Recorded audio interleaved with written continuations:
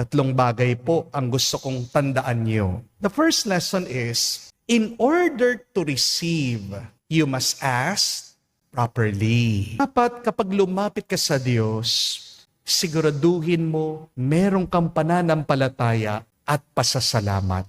Amen? Purihin mo muna ang Diyos. Pasalamatan mo ang Panginoon.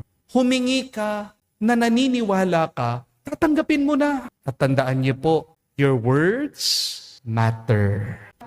Kung puro ka lang reklamo sa iyong salita, reklamo din ang iyong matatanggap, di po ba? Pero kung puno ng pananampalataya ang salita mo, doon dumadaloy ang biyaya. Tanungin mong sarili mo, kapatid, kapag humihingi ka sa Diyos, mabuti ba ang iyong pananalita? O baka napaka-negatibo mo na? But secondly, remember this.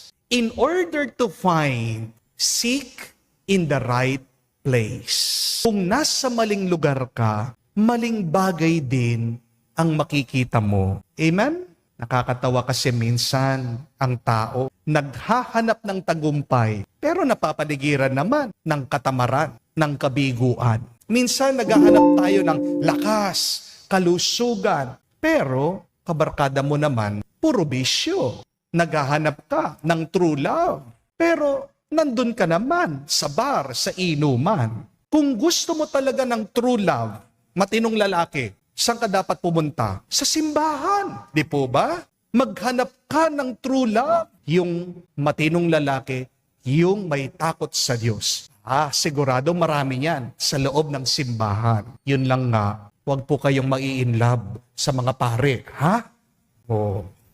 Pero huwag kang magrereklamo ng napangasawa mo, mabisyo. Kung nahanap mo naman yan sa sugalan, di po ba? Kapatid, baka kaya hindi mo nakikita yung mabuting hinahanap mo kasi nasa maling lugar ka. Kung wala kang mabuting nakikita, edi lumipat ka. Magbago ka ng environment mo, humingi ka ng direksyon sa Diyos. Amen? Third and last, in order for the door to be open to you, knock at doors, not at walls. Ito po ang mahalagang aral. Kapag hindi binubuksan yung kinakatukan mo, baka hindi yan pintuan. Baka pader yan. At kapag pader ang nakikita mo, huwag mong ipipilit yung gusto mo. Kasi kung magpapatuloy ka, pader yan, talagang sasaktan mo lang ang iyong sarili. Di po ba? Pader nga. Pero nagpapatuloy ka pa, anong mangyayari sa'yo? Mapapagod ka. Mga kapatid, minsan, pinipilit kasi natin yung relasyon na hindi para sa atin. Yung trabaho na sinarado na ng Diyos para sa'yo.